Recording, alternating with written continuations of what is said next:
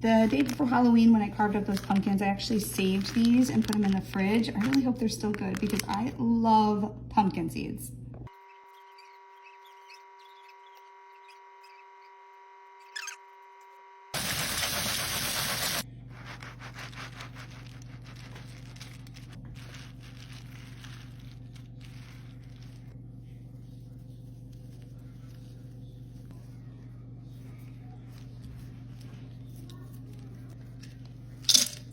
Just add some salt.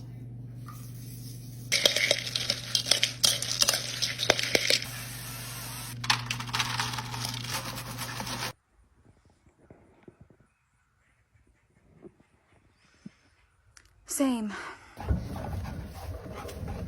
You excited? Into the compost.